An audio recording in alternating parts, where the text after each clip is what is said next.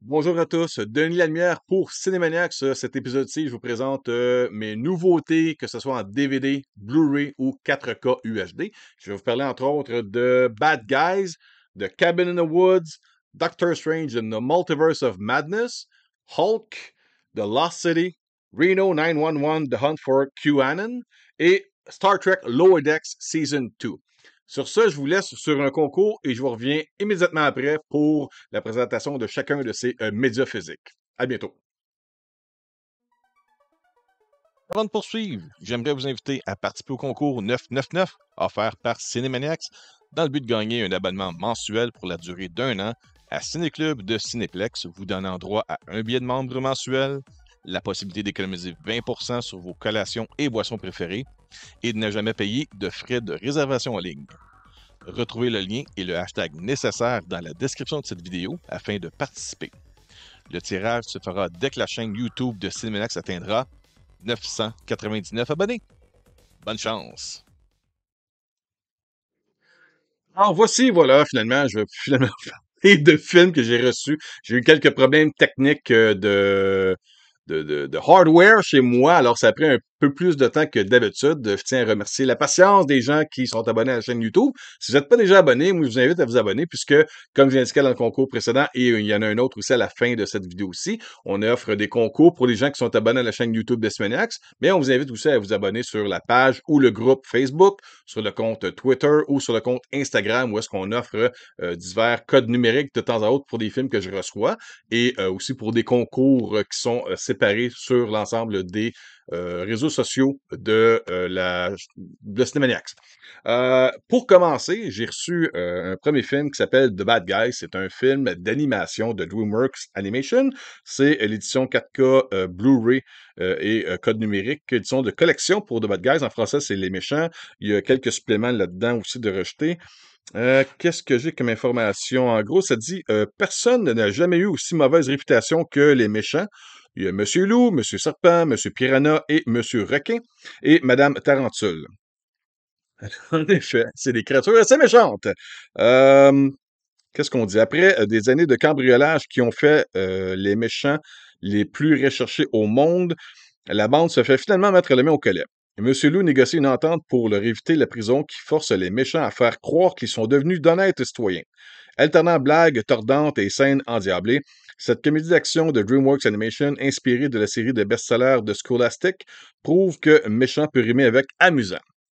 Vous avez là-dedans des scènes coupées, un genre de making of, les gens qui ont travaillé sur le film, une lecture autour d'une table, un peu comme ils font pour la part des films avant de commencer le tournage, les designs, le dessin et encore plus.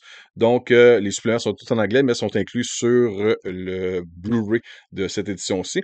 Donc, le film de Bad Guys, qu'est-ce que ça a l'air? L'animation est incroyable. C'est sûr que j'en suis rendu dans un stade de ma vie où est-ce que mes enfants qui sont rendus des jeunes adultes ne sont plus vraiment attirés par ça, mais je dirais que le côté surprise de ce genre de film-là, c'est que personne ne veut voir ça au cinéma. Je peux comprendre, on a d'autres choses à faire. Notre temps est très limité. Et puis, moi, j'ai reçu cette copie-là. Puis c'est drôle, tu mets le film là, à la maison, tu ouvres la télé 65 pouces en 4K, et tout d'un coup, tu as plein de monde qui vient dans le salon, qui s'assoit et qui commence à regarder le film.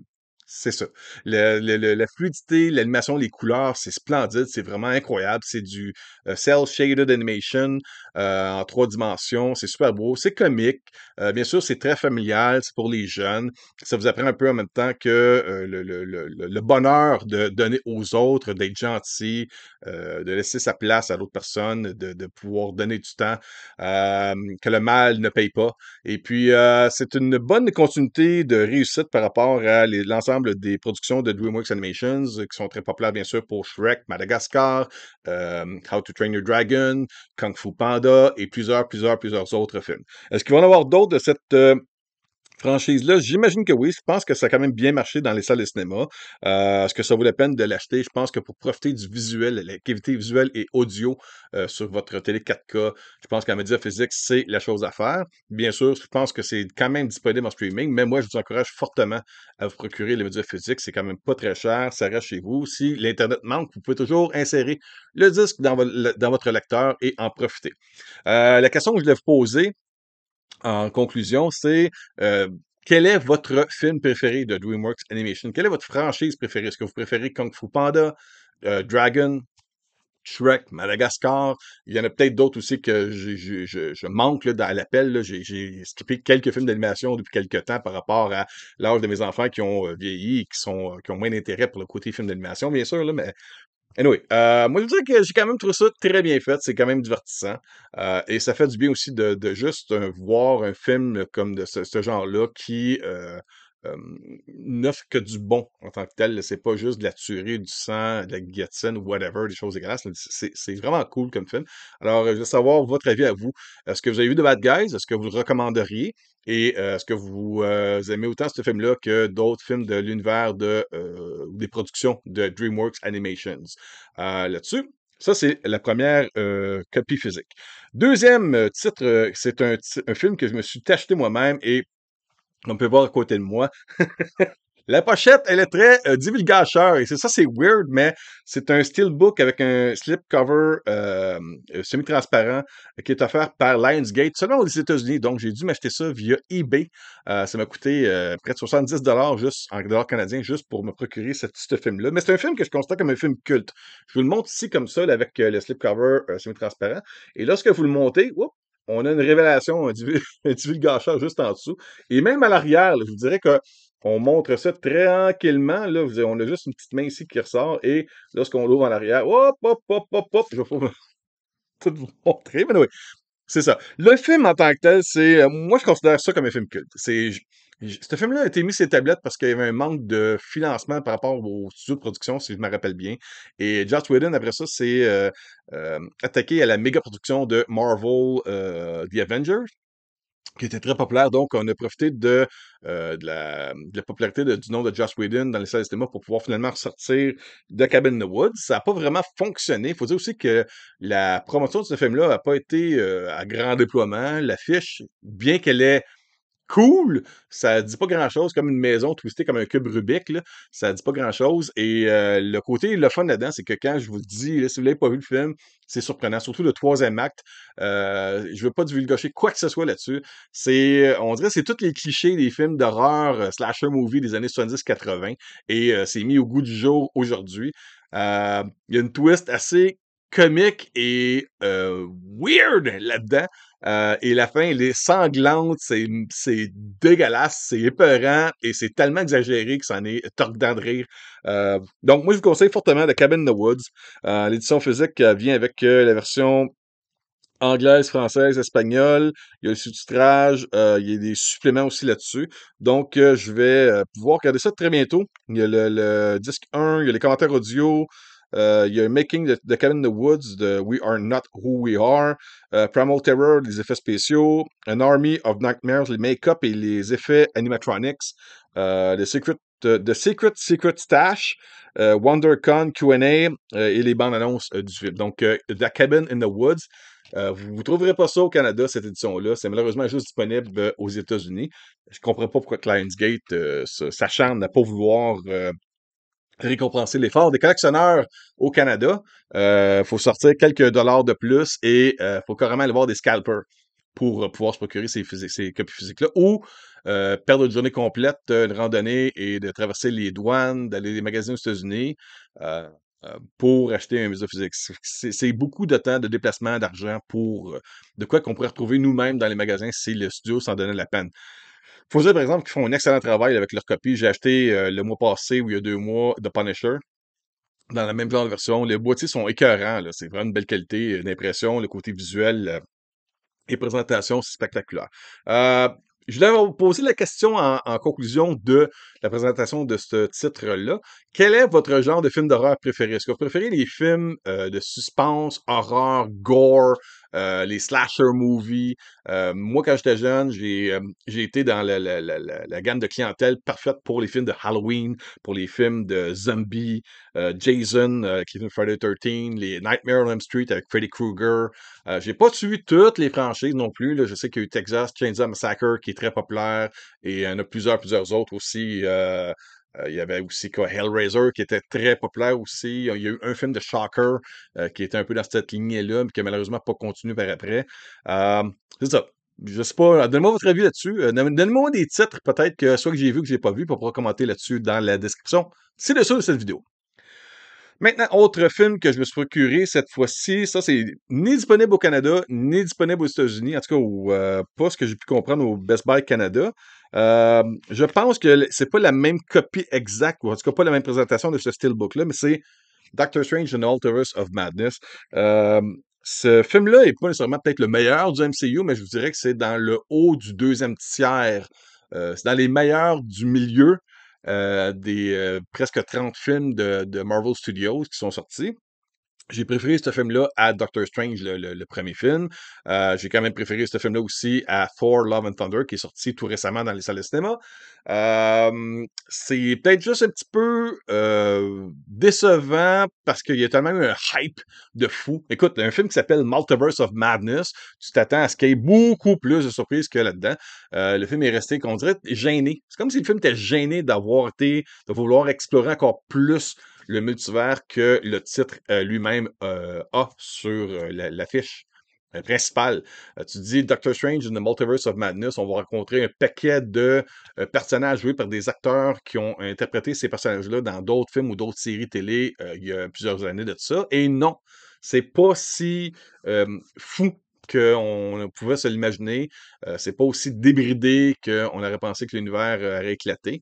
Et j'imagine que ça va continuer puisque là, Kevin Feige, lors du San Diego Comic-Con International 2022, a confirmé que toute la saga de la phase 4, 5 et 6 va s'appeler The Multiverse Saga. Je ne sais pas si, comme moi, vous allez acheter tous les films pour avoir toute la saga du multiverse. Allez-vous attendre qu'il y ait un coffret un peu comme ce qu'il y a eu avec le Infinity Saga? J'ai acheté quelques films, puis à un moment donné, j'avais arrêté puisqu'il annonçait un coffret, un autre coffret. Là, je m'étais dit, ben, je vais attendre un peu. Puis finalement, je me suis procuré les 23 premiers films pour le boîtier, avec le boîtier en transparent là, au-dessus, là, avec le Infinity Saga, avec des boîtes, des films, des disques de suppléments exclusifs. Est-ce qu'ils vont faire ça avec les nouvelles phases 4, 5, 6? Je ne sais pas. Surtout qu'en plus, il y a Disney+, c'est que toutes les séries, il y a du contenu, c'est fou! C'est malade. Anyway, quel est votre personnage préféré du MCU? J'aimerais savoir votre commentaire là-dessus. J'adore l'univers du MCU. Bien sûr, il y a du monde qui aime bâcher là-dessus. Ah, t'aimes pas ça? Regarde pas ça. Regarde, j'ai pas acheté Dune, j'ai pas aimé ça. Je l'ai acheté pour vous le donner en concours, mais de mon côté, j'ai pas de copie de Dune de Denis Villeneuve chez moi, puisque j'ai pas aimé ça. J'ai arrêté de taper là-dessus, ça fait un bout. Mais c'est ça. Si vous aimez le Marvel, si vous aimez ces genres de films-là, nommez-moi les titres des films que vous préférez. C'est Winter Soldier, Civil War, Endgame, Infinity War, Iron Man le premier, que ce soit aussi peut-être Thor, Ragnarok. On a tous nos préférés dans cet univers-là qui nous gâtent comme des vrais fans, devraient être gâtés, comme toutes les autres franchises d'ailleurs. Bon, c'est ça. Ça, c'est pour Doctor Strange in the Multiverse of Madness. Autre titre maintenant, c'est un autre film que je me suis acheté. On est encore dans Marvel et ça, c'est Hulk, mais c'est la version de Ang Lee qui est sortie en 2005, 2006. Je me rappelle plus exactement l'année. Attendez un petit peu, je regarde là-dessus. Euh, 2000. Bon, là, je les dates de production. Anyway, ce que je dois vous dire là-dessus, c'est que vous avez des scènes coupées, vous avez l'évolution de Hulk, The Incredible Ang Lee, The Dog Fight, la bataille des chiens mutants contre Hulk là-dedans, qui est assez weird, le making-of du film Hulk, le style de montage qui est très BD dans un film de Hulk. Vous avez aussi les commentaires audio du réalisateur Ang Lee là-dedans. Ça, c'est tout inclus sur le Blu-ray et le film, bien sûr, présenté en HDR, High Dynamic Range 4K sur l'édition 4K Ultra HD. C'est une trame sonore spéciale, c'est un visuel assez weird, spécial, faut l'accepter comme il est. On dirait un film d'auteur indépendant d'un personnage qui est maintenant attaché avec Mark Ruffalo dans l'univers du MCU, qui est beaucoup plus mainstream dans le MCU. Ce film-là est assez différent, mais comme j'ai acheté tous les films qui sont disponibles en 4K de Marvel, que ce soit tous les films de X-Men, Deadpool, les Spider-Man avec Tobey Maguire et Andrew Garfield. Ben là, je ne voyais pas pourquoi. Écoute, j'ai même acheté Punisher avec Thomas Jane, puisque j'insiste pour dire qu'il y a un micro cameo à la fin de Spider-Man 2 où on voit bel et bien Thomas Jane à l'écran. Fait que je me suis dit, tiens, pourquoi pas, je vais me procurer Hulk de Ang Lee avec Eric Bana dans le rôle principal. Il y a Nick Nolte là-dedans aussi, il y a Jennifer Connelly. Euh, est-ce que c'est une belle brochette d'acteurs? Il y a des bonnes scènes. C'est pas nécessairement un bon film, mais il y a des bons segments dans ce film-là qui sont très intéressants. La majorité du temps, c'est des scènes qui sont avec, bien sûr, avec Hulk à l'écran. C'est assez impressionnant comme visuel. Ça a un style particulier, je dirais. On dirait un bonhomme, mais tellement bien fait qu'on dirait un bonhomme vrai dans un univers vrai. Donc, je ne sais pas si vous préférez cette version-ci de Hulk. Préférez-vous la vieille version de la série télé? Préférez-vous maintenant Mark Ruffalo? Vous préférez aussi la version dans The Incredible Hulk? Il y a plusieurs versions maintenant de ce personnage-là. Bien sûr, Mark Ruffalo en a fait vraiment son personnage comme vraiment que tout le monde est associé avec Mark Ruffalo, c'est Hulk. Euh, Quel film que vous préférez qui est présentement Hulk dedans? Est-ce que c'est Hulk, The Incredible Hulk, Thor Ragnarok, le film The Avengers? Nommez-moi ça là-dessus. Là. Moi, ça va me faire plaisir de jaser avec vous autres dans les commentaires ci-dessous pour Hulk. Maintenant, il me reste encore 3 titres à vous présenter, dont un que je viens de recevoir il y a pas longtemps. C'est un film qui sort, j'ai la date de sortie ici, attends un petit peu. Ça va être ah, ça, c'est disponible depuis le 26 juillet 2022. C'est The Lost City, La Cité perdue. C'est avec Sandra Bullock et Channing Tatum. J'ai l'édition 4K et code numérique. Il n'y a pas de Blu-ray dedans. Sauf que vous avez le long métrage sur 4K Ultra HD. Il y a également 50 minutes de contenu en prime, dont des scènes supprimées, il y a des bloopers, il y a Bullock et Tatum, le tandem dynamique, sauvetage dans la jungle et bâtir la cité perdue et davantage encore plus. Donc, vous avez presque 1 heure de supplément en plus du film, qui pour moi a l'air d'un genre de version moderne de Romancing the Stone, si vous préférez. C'était quoi donc? La poursuite du diamant vert, c'est ça, qu'il y avait avec Michael Douglas et Kathleen Turner, qui est un film que j'adore pour moi. Là-dedans, ça dit Sandra Bullock et Channing Tatum partagent une complicité explosive dans cette comédie d'aventure qui vous fera hurler de rire. Les romans de Loretta Sage regorgent de nombreux ancestraux et de péripéties audacieuses, mais ça ne fait pas d'elle une aventurière aguerrie. Lorsqu'elle est enlevée par un milliardaire excentrique qui lui demande de retrouver une cité perdue légendaire, Alan, le mannequin séduisant qui orne la couverture de ses livres, se lance héroïquement à sa rescousse. Et une aventure s'ensuit. Ça. Donc, ça, c'est pour Dollar CD. J'ai reçu ça récemment. C'est cool. Je dirais que c'est un bon petit divertissement familial. Il y a quelques bonnes scènes comiques. Il y a même aussi Brad Pitt qui a quelques scènes dans ce film-là. Et ouais, c'est ça, c'est une belle brochette d'acteurs, c'est un beau film d'aventure, c'est très comique. Daniel Radcliffe aussi qui est là-dedans, qui fait le méchant. On le voit pas souvent là-dedans. Daniel Radcliffe aussi qui va faire justement dans pas long un film sur une genre de biographie de Weird Al Yankovic. Ça m'intéresse aussi de voir ça. Mais pour Sandra Bullock et Channing Tatum, ça fait de quoi de différent. Ça change de Magic Mike et de tous les films que Sandra Bullock a fait auparavant. Euh, Nommez-moi peut-être des films que vous aimez bien, avec Channing Tatum, avec Sandra Bullock, avec Brad Pitt, et puis Daniel Radcliffe. Bien sûr, il y en a qui vont dire Harry Potter, j'imagine. Mais pour les autres, en tout cas, vous me laissez les commentaires ci-dessous. Je me ferai le plaisir de pouvoir en jaser avec vous. Vous aimez les films ou les séries que ces acteurs-là sont présents. 2 titres qui me restent. L'autre, c'est un film que je n'ai pas encore regardé. Ça a l'air une belle petite comédie qui est présentée par MTV Entertainment Studios et c'est par Paramount Pictures. Ça s'appelle Reno 911 The Hunt for QAnon. Je ne sais pas si c'est Canon. Ils ont un jeu de mots avec ça, The Hunt for QAnon ou Canon. On joue bien sûr sur le côté politique des dernières années avec un certain Trump aux États-Unis. Il y a plusieurs visages que vous allez reconnaître à l'écran. C'est pas nécessairement des noms très connus, mais vous allez les voir juste à regarder l'affiche, puis vous allez comprendre que c'est des acteurs qu'on voit dans plusieurs séries ou films quand même très populaires. En gros, là-dedans, ça a l'air être une petite comédie assez légère. Il y a 10 scènes coupées qui sont mises disponibles sur le DVD. Il n'y a pas grand-chose. C'est vraiment juste le boîtier avec le film dedans en DVD. Il n'y a pas de Blu-ray, il n'y a pas de 4K là-dedans. C'est juste une petite comédie. Donc, merci beaucoup aux gens de Paramount de m'avoir offert ça. Ça va peut-être me dilater la rate un bon instant. Ça, c'est pour Reno 911, The Hunt for QAnon. Dernier titre que j'ai à vous présenter, c'est une série animée. C'est la deuxième saison de Star Trek Lower Decks, saison 2. En français, il appelle ça Pont inférieur, saison 2. Il y a quand même plusieurs suppléments. Il y a au-dessus de 1 heure de suppléments comprenant des courts-métrages, des animatiques, des commentaires et encore plus. Il y a plusieurs épisodes aussi d'inclus là-dessus. C'est sur 2 disques. L'audio est en anglais, en français. En tout, vous en avez pour 4 heures et 21 minutes avec les sous-titrages en anglais et en français. C'est en 16:9.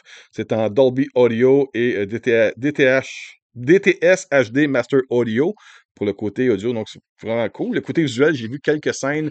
J'ai pas eu le temps encore de regarder toute la saison. Mais le visuel est très, très coloré, très aventureux. On dirait que ça se tient bien dans l'univers de Star Trek. C'est fait par les gens qui ont travaillé sur Rick and Morty et Solar Opposite, si vous connaissez beaucoup l'animation humoristique geek. Ça dit en gros, la série Star Trek Pont inférieur présente une saison 2 plus imposante, plus drôle et plus Star Trekkeuse. Star Trekkeuse. Nouveau terme dans mon dictionnaire. En tout cas, plus Star Trekkeuse que jamais. Suivez les aventures de notre équipage de soutien Starfleet préféré à bord du USS Cerritos, tandis qu'il fait face aux changements dans la dynamique de groupe. Il y a plusieurs informations, mais je vous laisse découvrir par vous-même un peu. Il y a, dans le boîtier, à l'intérieur, ça, je trouve ça très bien, là. On a le, le feuillet ici à l'intérieur avec toute la description des épisodes. Ça, c'est une belle façon d'utiliser le livret.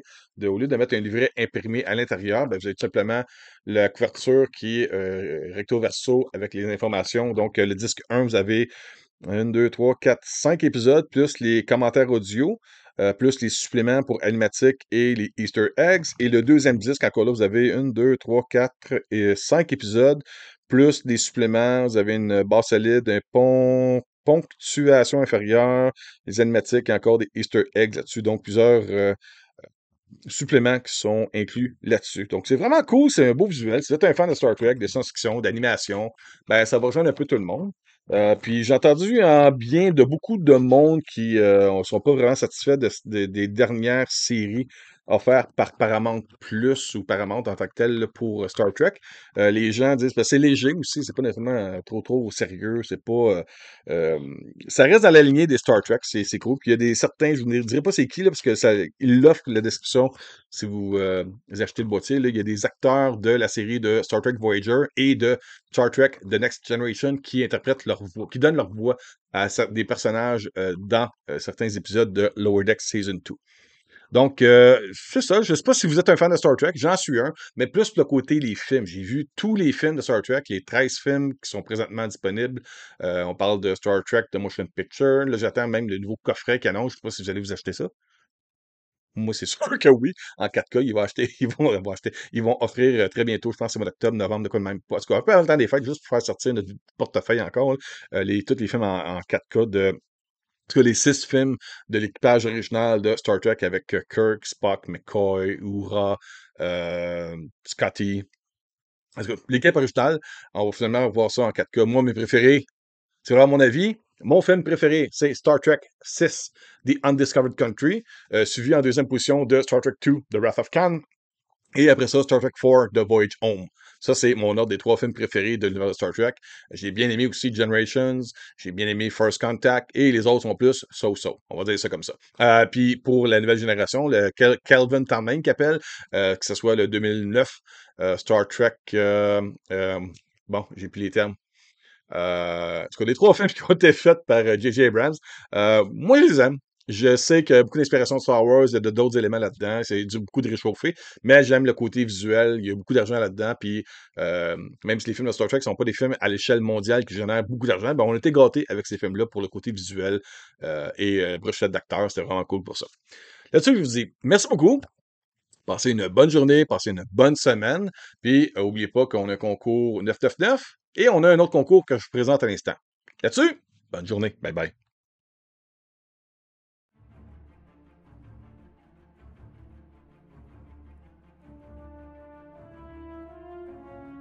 Soyez des 1000 premiers abonnés à la chaîne YouTube de Cinemaniacs pour courir la chance de gagner un Blu-ray steelbook de collection du film Iron Man des studios Marvel.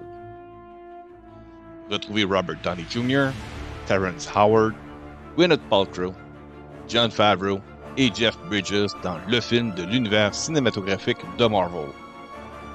Le lien du concours est dans la description de cette vidéo afin de participer. Le tirage se fera dès que la chaîne YouTube de Cinémaniacs atteindra 1000 abonnés. Bonne chance!